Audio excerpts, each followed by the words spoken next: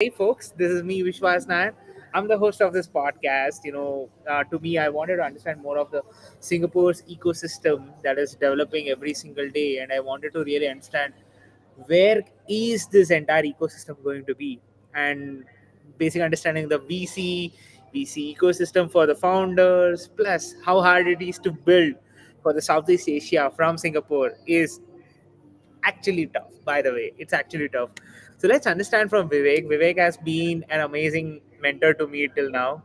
He has always guided me in some or the other way, and I'm deeply honored that he's doing a podcast with me today. And that's not just a podcast or something like that. There is a lot of things that is going behind in the startup scene, and I wanted a quick understanding about where is this startup ecosystem heading towards. And here we have with Vivek doing a podcast on the Singapore ecosystem. Thank you so much, Vivek, for being on the show.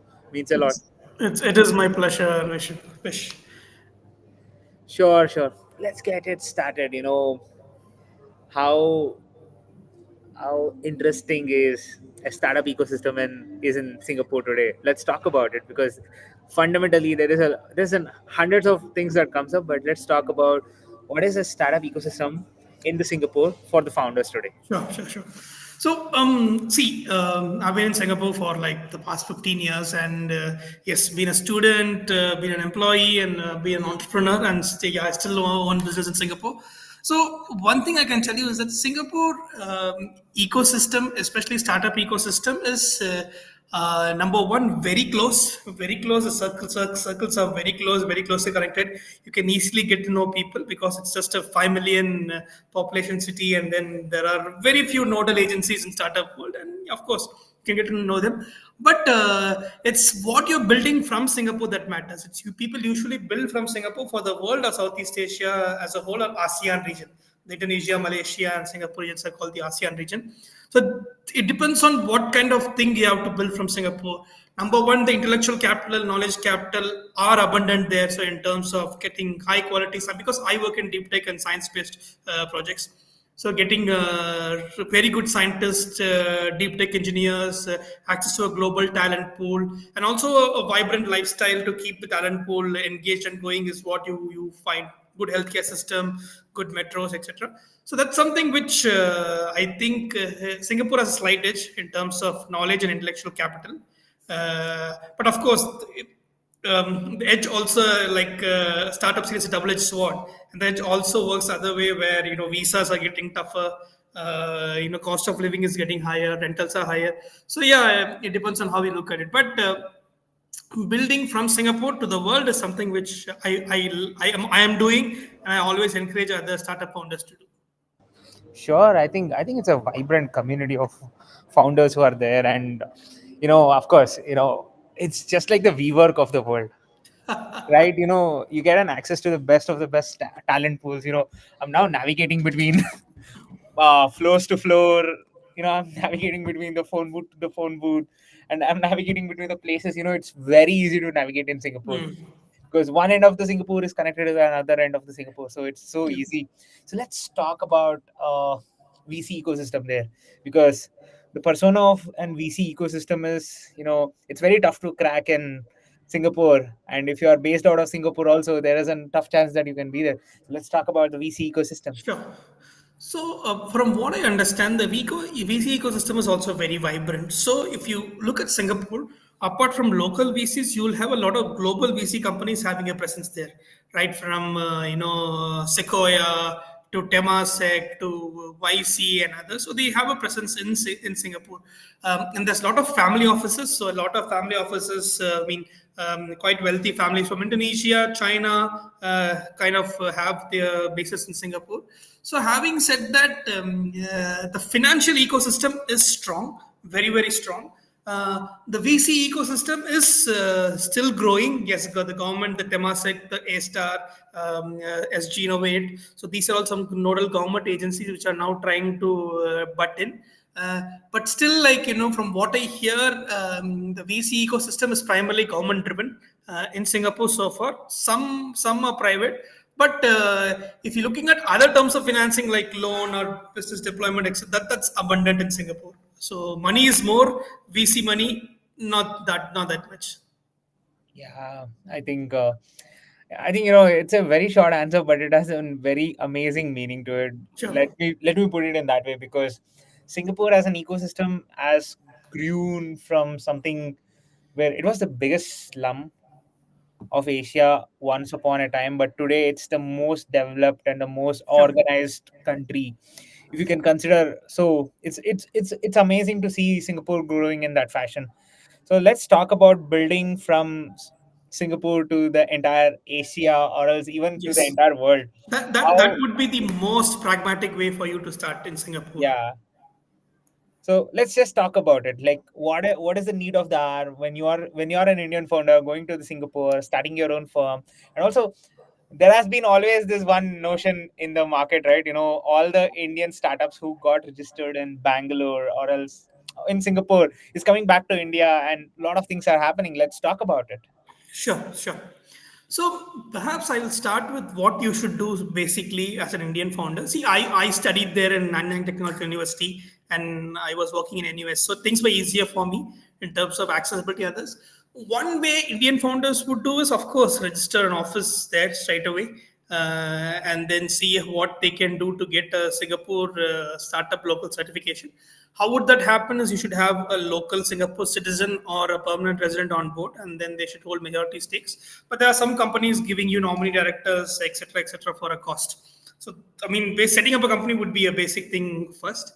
But how would I advise you to, as a hustler, and also to all fellow hustlers? I know your group is called Startup Hustle, right?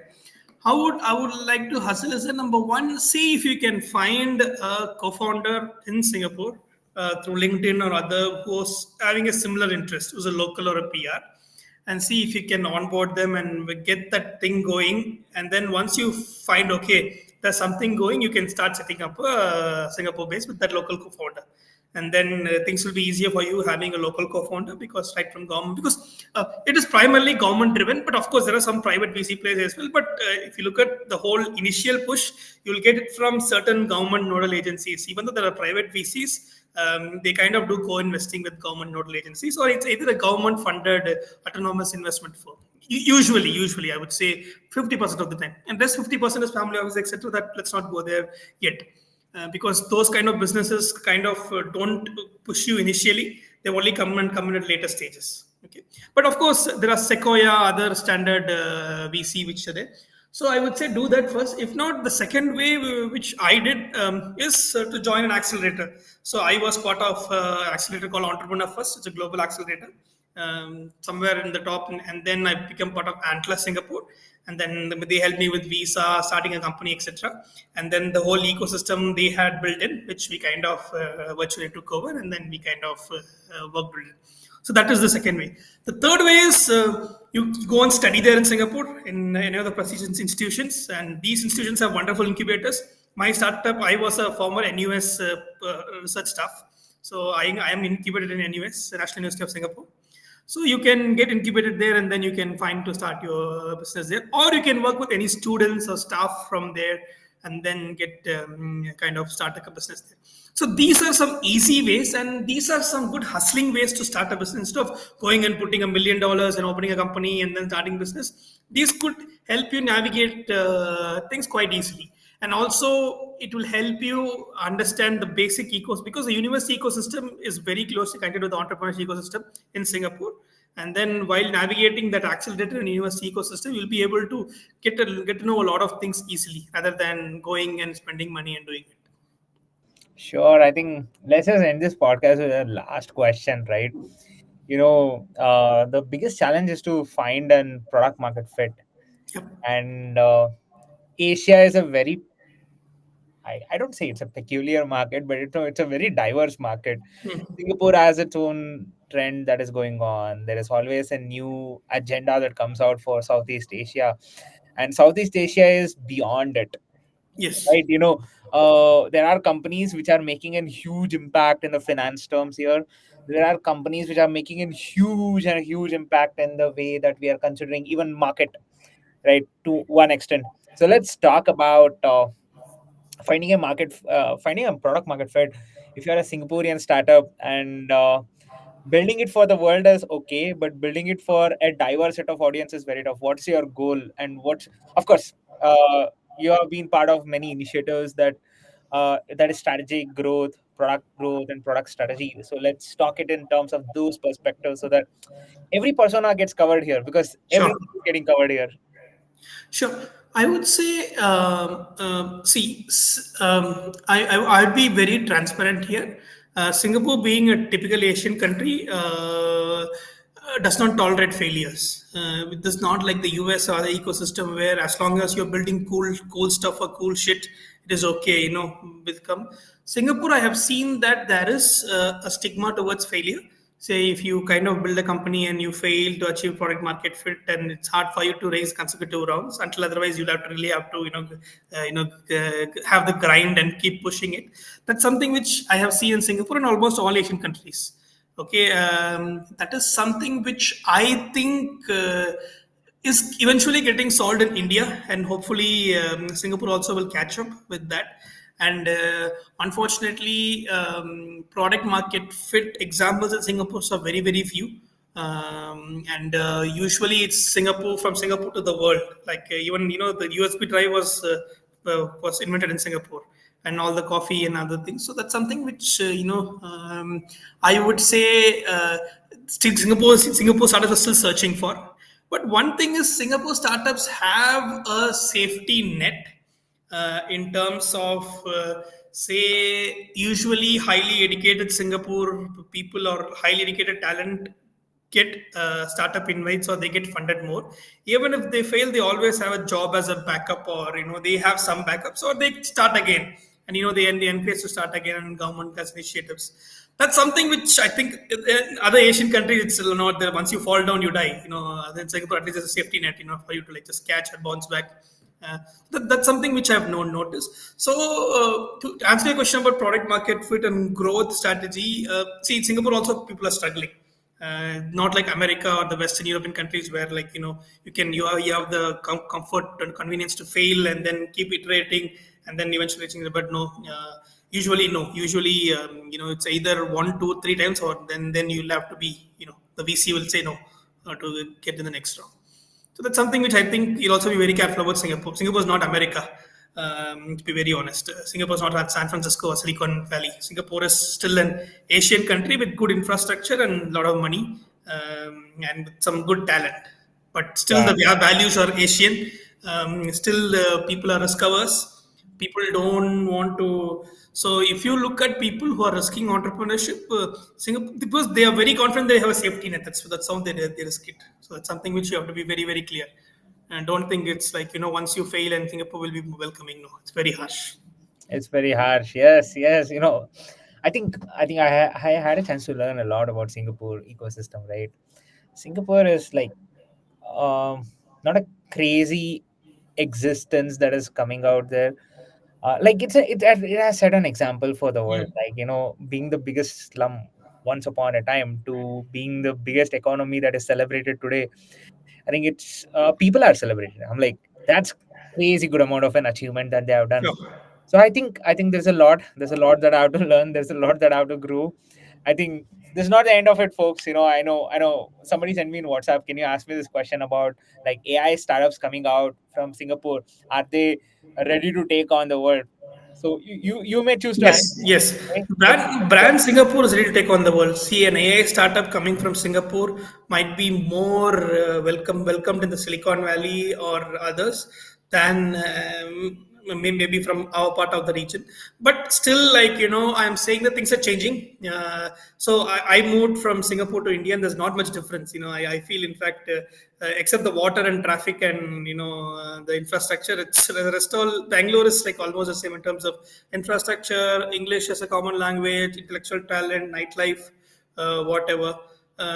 So I would say if you're an AI startup, which I am also an AI startup, yes, have a foot in Singapore, have a foot in India, and then see which one you can surf faster. So if you feel Singapore you're surfing faster, just switch a foot there. If it's India, it's India. But I can clearly tell you, even in Singapore, we always build for India. I have a company in Singapore called Tested from Singapore, incubated at National University of Singapore, and we are building products for India, Southeast Asia. Singapore is a very small market. Even if you have a startup there, no one builds for Singapore, or they would only minimally build for Singapore. It's primarily the Chinese market, the overall Malaysian, Indonesian market, or the Indian market. That's what we clearly do. So even if you're AI startup in Singapore, yes, you'll have access to some very good data centers and resources and others there. But you will be building for the world. Sure, I think this is great. This is great. Thank you so much, Vivek, for such great insights. I'll keep calling you for the podcast, of course. This was basically done on a hurry because the stream was getting postponed many times, and people were asking me, man, just start this. And I was like, fine, let me just get it done. And thank you so much, Vivek, for such great insights. Means a No lot. worries. Just to summarize, guys, find an accelerator or find a Singaporean co-founder or a PR co-founder. Things will be very easy for you if you want to start in Singapore. That's it. That's it. Thank you so much, Vivek. Thanks Thank for you. joining this broadcast. See you soon, folks, with a new podcast and new guest, a new set of hopes and new set of learnings that I have from people, a new person who gives a new persona about the startup ecosystem. That's it. Thank you so much. This is me, Vishwas Nayan, signing off from the show. See you soon.